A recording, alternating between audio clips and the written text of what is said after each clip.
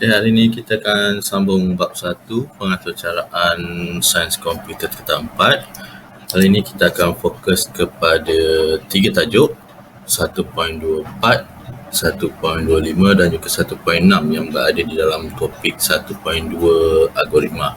Okay, kita akan tengok dulu topik bagi 1.24 iaitu pengesanan nilai pemboleh ubah pada setiap tahap dalam algoritma.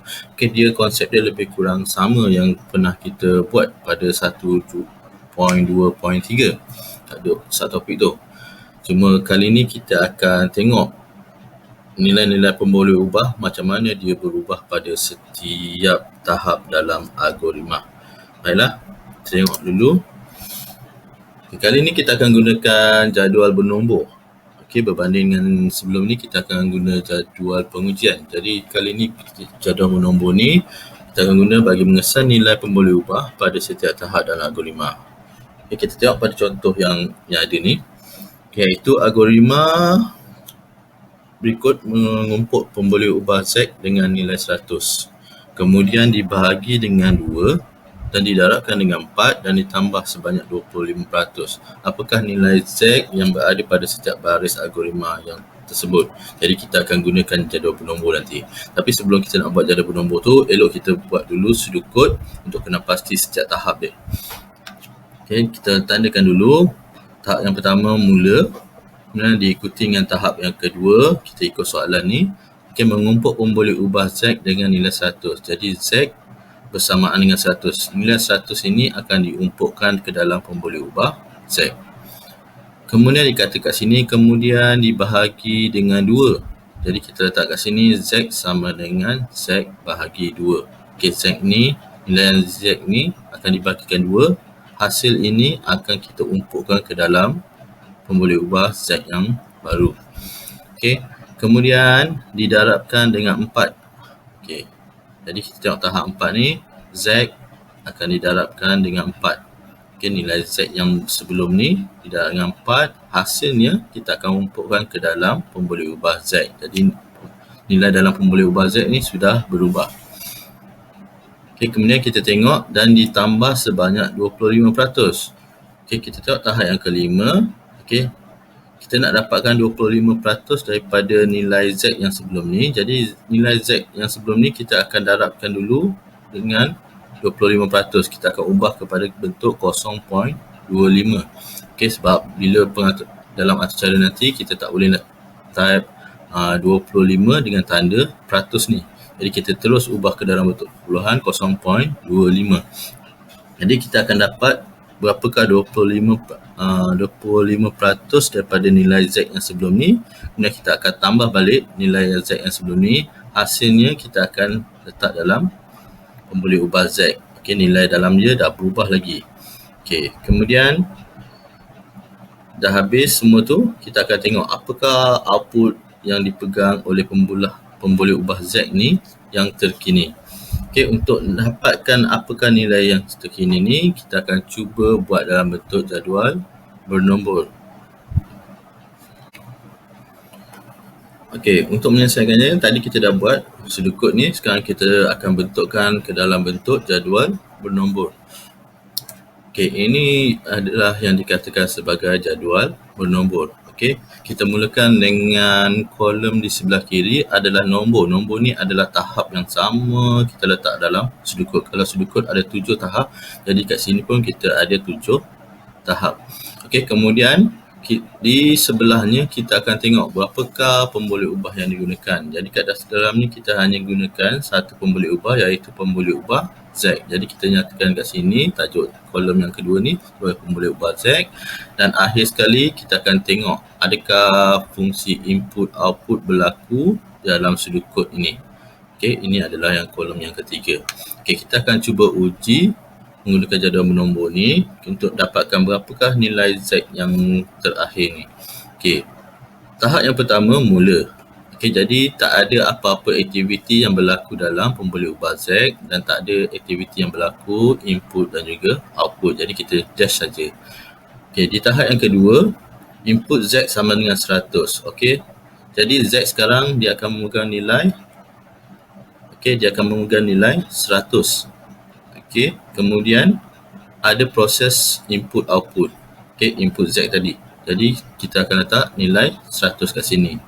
Kemudian yang pada tahap yang ketiga, okay, kita akan tengok pemboleh ubah Z tadi. Kita tadi dah pegang berapa? 100. 100 bahagi dengan 2 kita akan dapat 50. Jadi 50 kita akan Z yang terkini dia akan pegang, Z yang ni dia akan pegang nilai 50. Okey, tiada proses input output berlaku pada tahap yang ketiga. Kemudian kita tengok pada tahap yang keempat.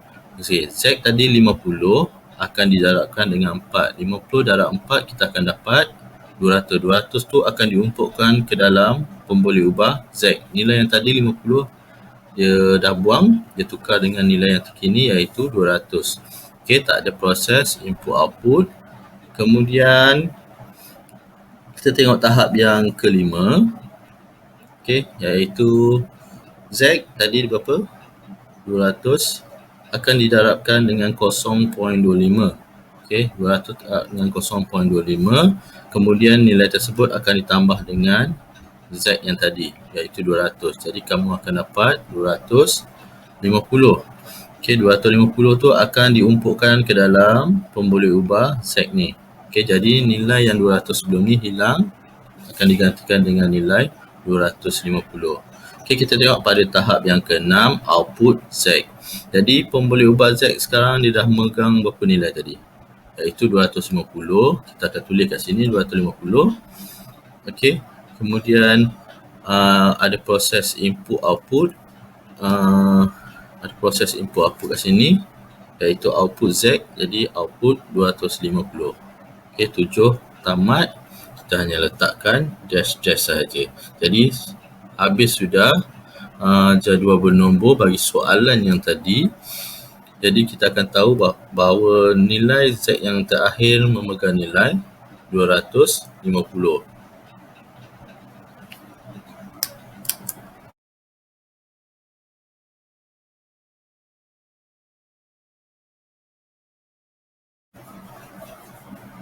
Yalah, kita akan sambung topik 1.2 algoritma bagi subtopik 1.25 mengenai pasti output yang betul dari algoritma berdasarkan input yang diberi. Okay, untuk subtopik ni dia sama macam yang 1.24 tu, cuma kali ni kita akan tengok macam mana melibatkan lebih daripada satu pemboleh ubah dalam satu algoritma. Kemudian kita nak tengok apakah macam mana jadual bernombor dilakukan. Okey, ini adalah contoh soalan dia iaitu algoritma berikut menerima dua nombor dan memakan pelbagai jumlah. Okey, soalan yang mudah. So, kita akan bentukkan dalam bentuk sedukut dulu. Mula, kemudian input X mewakili nombor yang pertama. Kemudian input Y mewakili nombor yang kedua. Okey, selepas itu barulah kita boleh laksanakan proses mengikut tujuan soalan tadi, memampangkan jumlah. Jadi kita akan tambahkan X dan juga Y. Okey, nilai hasil tambah X dan juga Y ni akan disimpan dalam pemboleh ubah jumlah. Kemudian di tahap yang seterusnya kita akan tengok output jumlah, berapakah nilai yang disimpan oleh jumlah ni. Okey. So, ini jadual bernombor dia. Okey, kita akan buat dalam bentuk jadual bernombor ni. Okey, kolom yang pertama adalah kolom berkaitan dengan nombor tahap dia. Okey, ikut sedukut ni. Kemudian kolom yang berikutnya kita ada kolom pemboleh ubah yang terdiri daripada pemboleh ubah X, pemboleh ubah Y dan juga pemboleh ubah jumlah. Okey. Kemudian di kolom yang terakhir kita ada kolom input dan juga output. Okey, kita akan tengok balik uji setiap tahap tu berapakah output yang terakhir tu. Okey, mula seperti biasa kita akan letak dash. Okey, kemudian input X. Okey, ada proses yang berlaku pada X ni. X akan memegang nilai berapa? Disebabkan soalan tak ada berikan nilai, jadi kita akan tetapkan sendiri nilai dia. Kita akan letak 12 contohnya. Okey, 12. Okey, X akan memegang nilai 12. Okey, Y tidak memegang lagi nilai. Jumlah tidak lagi memegang nilai. Jadi kat sini ada proses input iaitu X sama dengan 12. Okey, pada tahap yang ketiga, Okey, kita tengok kat sini input Y. Okey. Kita berlaku input Y. Okey, jadi X tadi masih lagi memegang nilai 12. Kita akan salin saja. Kemudian Y tadi, okey, kita akan masukkan nilai ikut kita. Contohnya kita akan masukkan nilai 88. Okey, tak ada apa-apa simpanan nilai pada pemboleh ubah jumlah. Jadi ada proses input kat situ, kita akan nyatakan Y sama dengan 88. Okey, untuk tahap yang keempat, berlakunya proses jumlah sama dengan X tambah Y. Jadi kita akan tengok dulu X tambah Y ni. X tadi simpan nilai 12, Y menyimpan nilai 88. Jadi jumlah ni akan simpan berapa? Jadi kita akan tambahkan 12 tambah dengan 88. Okey. Hasilnya kita akan letak, okey, jumlah akan memegang nilai 100. Okey. Adakah berlaku proses input dan juga output? Tiada, sebab yang ni adalah proses, bukannya input output. Jadi kita letak dash. Okey, di tahap yang kelima, okey, ada proses output jumlah. Okey, output jumlah. Jadi X masih memegang nilai 12, Y tidak berubah juga, masih memegang nilai 88, dan pemboleh ubah jumlah memegang nilai 100. Jadi output jumlah kita ada kat sini, kolom output ni jumlahnya adalah 100. Jadi kemudian diakhiri dengan tahap 6, tamat, kita cuma dash, dash, dash dan juga dash. Okey, itu caranya kita macam mana nak buatkan jadual bernombor ni ikut tahap. Okey, bermula daripada tahap 1, 2, 3, 4, 5 dan juga 6.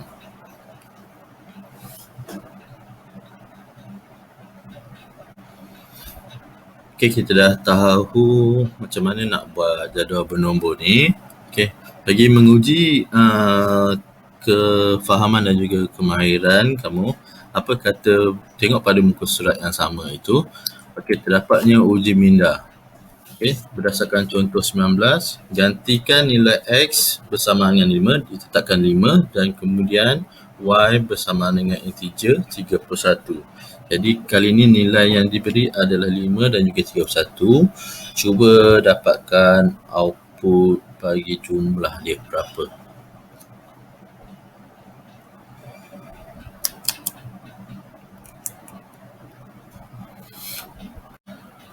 Okey, kita akan teruskan pembelajaran kita bagi subtopik 1.26, iaitu kita akan lihat secara asasnya terjemahan algoritma ke dalam bahasa pertukaran. Sebelum ni kita dah belajar algoritma sama ada dalam bentuk struktur dan juga catat alil.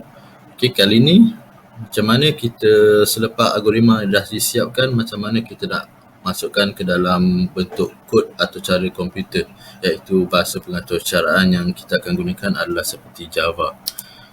Okey, kita tengok dulu pendahuluannya. Okey, setiap baris algoritma yang direka bentuk kita akan dapat tukar ke dalam bentuk kod atau cara. Okey, algoritma yang kita buat sebelum ni adalah bentuk universal. Okey, maksud universal kat sini adalah dalam bentuk pertuturan manusia yang biasa yang boleh difahami dengan mudah. Okey, oleh itu, simbol dan perkataan yang digunakan tidak perlu bersandarkan kepada mana bahasa pengatur caraan. Sebab bahasa pengatur caraan ni dia ada spesifik tema-tema khas yang seperti yang saya katakan sebelum ni. Okey, ada banyak bahasa pengatur caraan yang digunakan oleh para pengatur cara dekat dunia ni. Okey, kita ada Java, ada Python, Visual Basic, C, Fortran, Perl, Lua, Smalltalk, Logo, Ruby dan juga macam-macam lain. Okey, setiap bahasa-bahasa pengatur caraan ni dia ada terma-terma bahasa dia khas yang tersendiri. Okey, jadi pembelajaran selepas ni kita akan lebih fokus kepada bahasa pengatur caraan Java. Okey, kita akan tengok jadual berikut. Okey, kita akan tengok kolom yang pertama ni. Okey, algoritma. Itu adalah bahasa-bahasa yang biasa kita gunakan dalam membina algoritma. Okey, yang ditunjukkan tu adalah bentuk pseudocode. Okey, kita ada mula, papar, input, papar dan juga tamat. Okey. Apabila kita dah siap algoritma tu, kita akan tukarkannya, terjemahkannya ke dalam bentuk kod komputer. Okey, ditunjukkan pada kolom yang kedua tu, kita akan gunakan bahasa pengaturcaran Java. Okey, untuk mula, bila kita nak terjemah dalam kod komputer, kita akan guna public static void main, string dan juga arguments. Okey, yang ARG tu, S tu arguments. Kemudian papar, untuk papar iaitu output, kita akan gunakan istilah system.out.print ataupun kita akan guna system.out.println, LN. Okey. Kemudian untuk input, okey, kita akan dahulukan dalam bentuk kod dia. Okey, bermula dengan jenis data. Yang jenis data yang ditunjukkan dalam jadual tu adalah string. Okey, string diikuti dengan nama pemboleh ubah. Okey, ini adalah arahan untuk kita input nilai dia. Okey, nilai berapa diinputkan dalam pemboleh ubah, nama, berbentuk jenis data string. Okey, kita ada banyak jenis data kan? String, integer, float, double dan sebagainya. Okey, kemudian yang baris yang seterusnya kita ada papar. Papar apa khabar nama ni? Okey, kita akan guna arahan papar tu iaitu output tu system.out.print ni ln. Okey. Kemudian kita untuk algoritma tamat dalam kod komputer, kita hanya letakkan tanda simbol tersebut lah. Okey.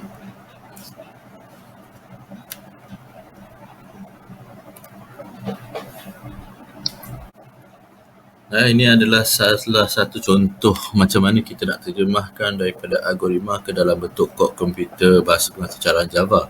Okey, kita tengok pada algoritma ni. Okey, algoritma ni saya ambil daripada slide yang sebelum ni, iaitu yang berkaitan dengan pemboleh ubah Z yang kita guna sebelum ni. Okey, macam mana kita nak tukarkan sudut kod ni ke dalam bentuk kod komputer bahasa pengaturcaraan. Okey, so kita tengok balik. Okey, mula. So kita akan terjemahkannya dalam bahasa kod komputer public static void main, string, arguments. Okey, kemudian kita ada simbol open curly tu.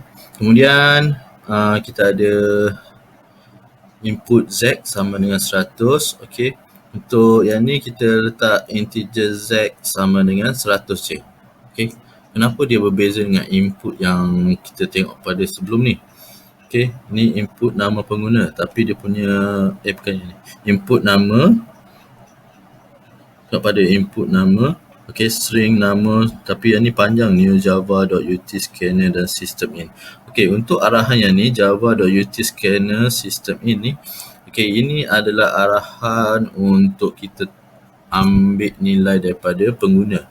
Okey, maknanya apa-apa nombor daripada pengguna, okey, dia beri kat situ, kemudian nilai yang diberi tu akan disimpankan dalam pemboleh ubah nama. Okey, berbeza dengan yang ni, pemboleh nilai dia dah diberi 100. Jadi tak perlu kita nak minta daripada pengguna. Okey, jadi nilai 100 ni masuk ke dalam Z. Okey, untuk tahap yang ketiga, kita salin saja proses dia. Z sama dengan Z bahagi 2. Okey, Z sama dengan Z bagi 2. Okey, pastikan setiap arahan tu diakhiri dengan simbol yang ni. Okey. Kemudian di tahap yang keempat, Z sama dengan Z darab 4. Kita salin saja. Z sama dengan Z darab 0.25 tambah 2. Okey. Kemudian di tahap yang keenam, kita ada arahan output. Jadi kita gunakan kod komputer system.out.println. Okey, untuk dapatkan output Z, kita pastikan letak pemboleh ubah Z tu dalam kurungan pembuka dan juga penutup kurungan ni. Okey. Dan tamat, kita akan tutup dengan simbol curly ni.